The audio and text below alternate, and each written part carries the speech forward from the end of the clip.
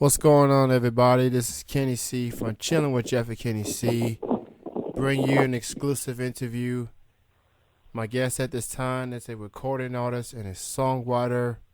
He goes by the name of Supreme, and he's joining me right now. What's going on, man? Hey, what's up, man? I'm Hanging good. out here in campus. That's good, man. Hope you had a good holiday weekend. Yeah, same here. Likewise, man. It was great. Out here in Jersey, the beaches are awesome. Everything's good. All right, well, I appreciate you doing this interview with me, and let's go ahead and get started. Uh, Talk a little bit about yourself and how did your music career got started. I was born and raised. Well, I was born in New York, and I was raised in Amboy, New Jersey. And by the age of, I believe, 12, I was always like lyrical with poems, and I was always really poetic. And I always had like a passion for poetry. And I remember it was a final for my English exam, and the final was to write a poem. And I wrote this poem. It was a love poem. I don't remember exactly how it went because it was like in 8th grade. And I wrote this poem. The teacher was like, she was blown away, and she almost didn't believe it was me that wrote the poem, and I like legit wrote it in class, so it had to be me. And she like advised me to join the poetry club, and I just kept writing poetry. And then by like sophomore year, I met my friend, which I work with now too. His name's Carlos. He goes by the name of Kid Coco, and we just started working together, and we started making music. And he had like this little setup at his house. And instead of doing the regular high school things of going and party and having a good weekend every weekend, we would just like after school just go do our homework. And after like even sometimes we even like rushed our homework like just to get upstairs and record. And we would just like stay there for hours just playing instrumentals and just writing and like real stuff, like pouring our hearts out and pouring our souls and every lyric, on every verse and every song. And little by little, everybody starts out weak, but little by little, like our verses became stronger.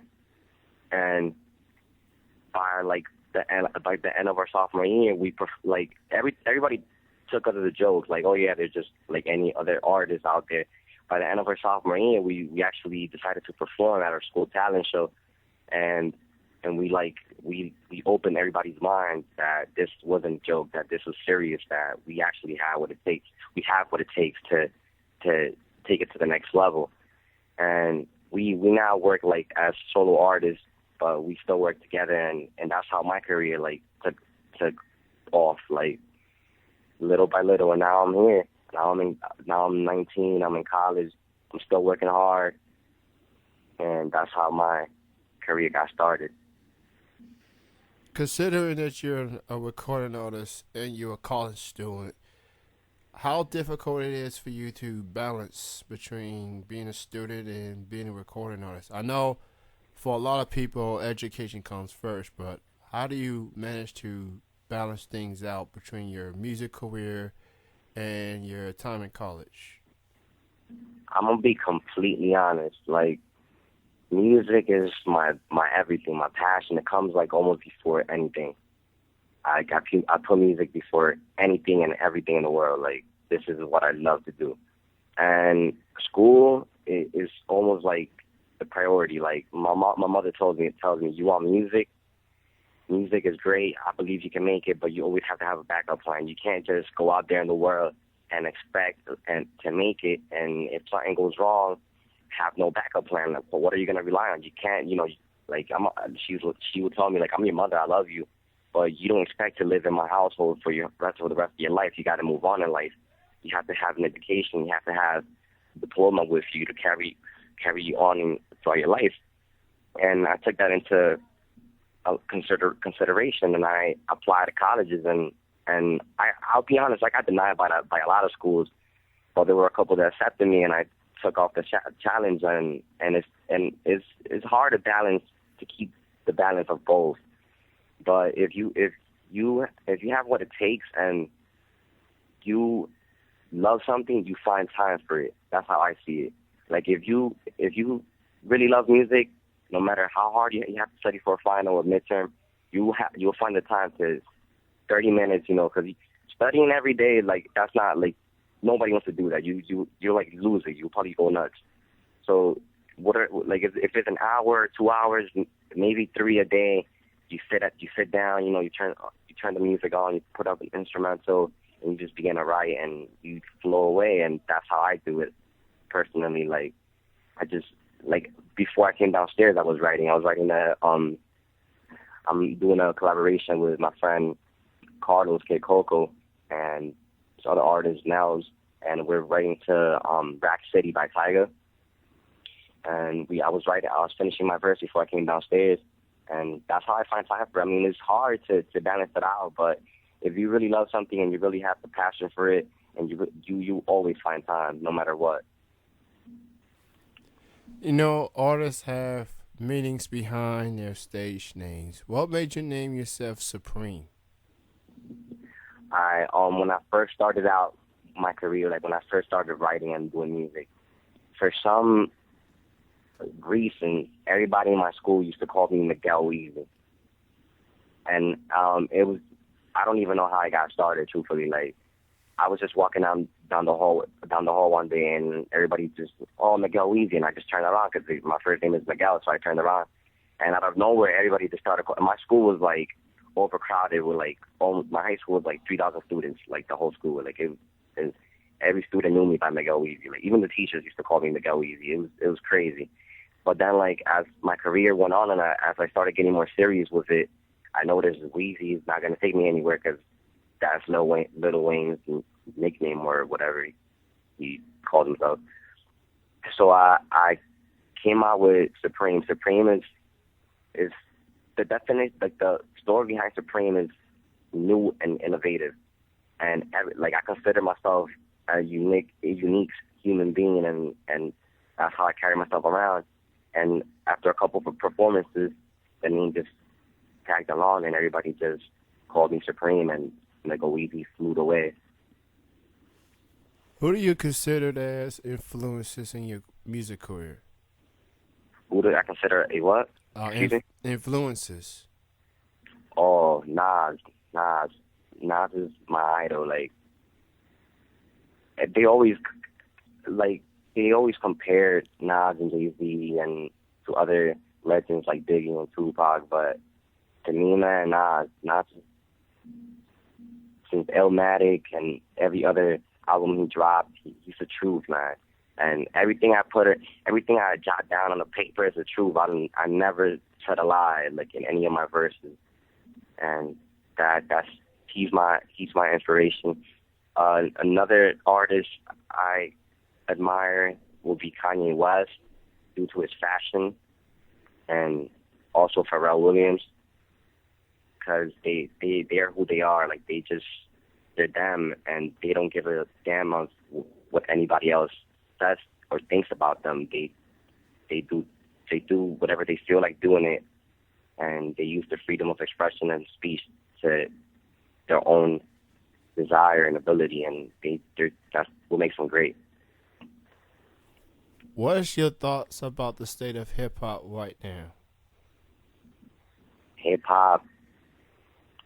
Nas once said hip hop is dead, but I don't know. It's some people like I've gone on YouTube and I've seen like come up artists and people that are actually getting up there in the industry. Like some artists, I don't want to put no one on blast, but like I don't really care. Like for example, like this guy that goes by the name of Little B or Lil B or whatever his name is. Like he's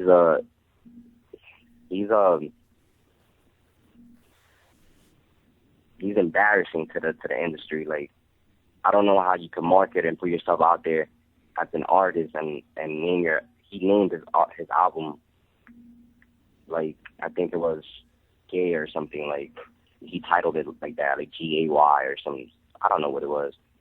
But like as of now, like the industry is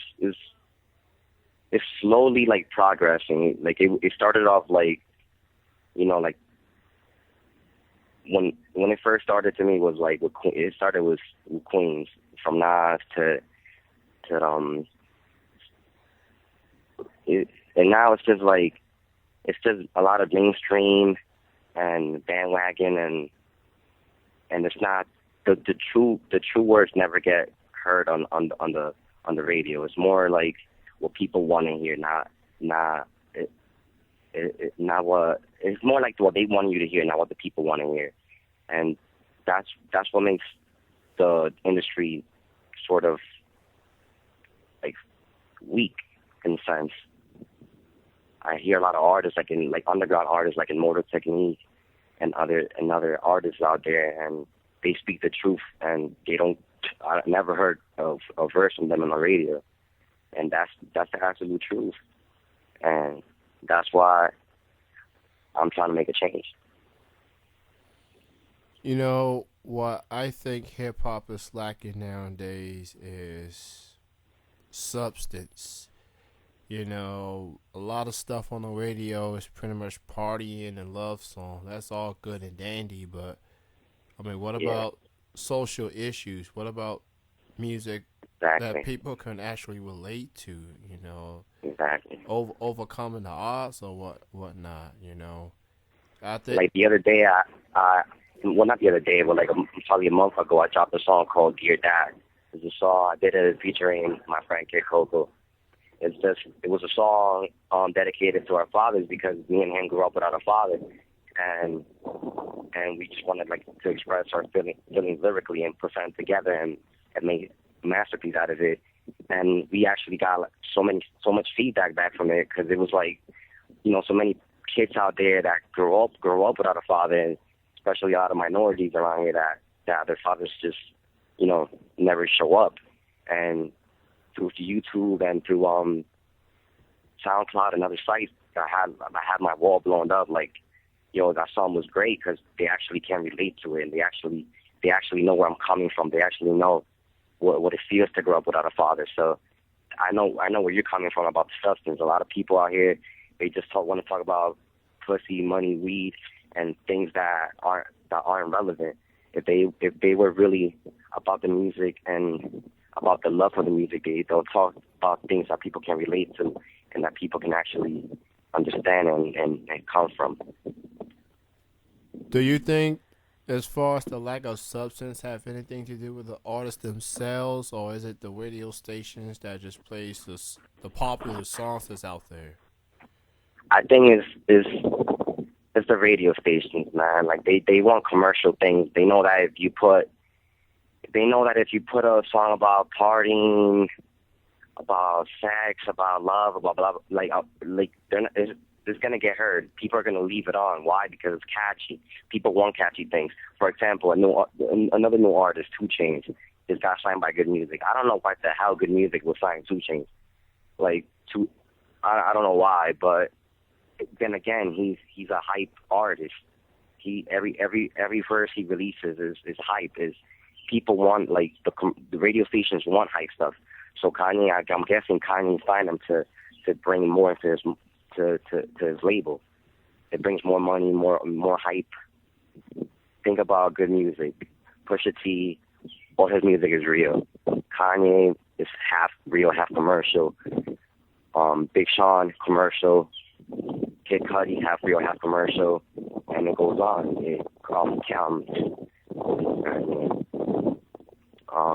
Common, real. Like it's and he brings 2 Chainz into the picture. 2 Chainz is not relevant to any of those artists, and that's what makes hip hop and unsubsidized and not substance at all. Like the hype it brings to it. A lot of hype beats and a lot of negative influences.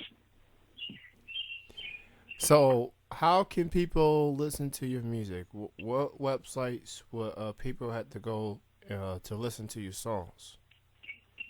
They could find me on YouTube at the Supreme 732. That's TheSupreme 732. They could follow me on Twitter at Supreme_XO. They could find me on SoundCloud at SoundCloud.com/all8LL-stars STAR. That's, or they could add me on Facebook with my name, Miguel Brito, Brito, and I'll always post up everything on every social network, and that's how my music is now. All right, definitely check this man out, Supreme, of YouTube, Twitter, SoundCloud, and Facebook, and check out his group as well. I've listened to a couple of songs over the last week or so, and I like what I hear, man. And it's good to hear something different every now and then. So you definitely got a fan of me as far as your music is concerned. I wish you nothing but the best going forward, man, with your music. Thank you. If you like, I could even freestyle for you right now. Like, it doesn't even matter. Well, no one's ever done a freestyle for me before, but that would definitely be cool, man. So, use I give you the open floor. You say whatever you feel, man. Give you like All right. 30 seconds at least. All right. Y'all probably want a plenty on the chase to make it big. On the hunt for all the money where the chicks is looking thick. But it's hard to make it out when the people don't support you. And all they give is down when you deep down in the hole and there's nobody to get out and you're asking for a ladder but nobody throws it down. And the 16 bars you spitting don't get you past your house and you're feeling like you're squitting but the catch you're feeling like you're failing but the catcher throws you out. And you're feeling like you're quitting but your soul will let you fall and even though you're on your knees, your heart will never stall. Because you know that 750 and supporting all your flaws. I was scared to turn 18 because I'm used to breaking laws. So my pressure on my back, I didn't know how to react. My mother asked me when I'm going to get a job to pay her back. Managed 60 fractions and J's and a snap. The only thing to keep my head up is a pencil and a pad. Different days, different movie, same script. Be my prayers out loud and hope I God listens. Thank you. Oh, all right, man. First ever freestyle on a Chilling with Jeff McKinney C interview, courtesy of Supreme. I mean, it's good to be the first at something. And for those that are just listening to this interview, I mean, that was not even planned. I didn't ask him to do it. He just went out and said, I'll do it freestyle. And he went on to do it, man. So, off. I had to do it, man. I had to do it. Hey, man, it's music expression, man. That's what it's all about. Before I let you go, Supreme, I ask our guests to do this. It's like a station ID. It's like a voice drop. All you have to do is say your name, and what after you say your name, you say you are chilling with Jeff and Kenny C. Yeah, I already know. It's your boy Miguel, a.k.a. Supreme, and I'm chilling with Jeff and KC. All right, man. Thank you so much for your time. Thank you for doing this interview. Best of success goes out to you. You got any final words and shout outs? Shout outs to the whole Amboy, New Jersey. I already know. Popular music group, All Stars, Kid Coco, you already know. Anybody out there, all my fans who support me, my family in New York, everybody out there, I already know. Keep supporting. Follow me on Twitter, Supreme_So. Thank you. All right. Thank you, everyone, for listening. And that will conclude the interview. Of course, you can listen to this and many more on www.chillingbroadcasting.com. Thank you, everyone, for listening. Thank you.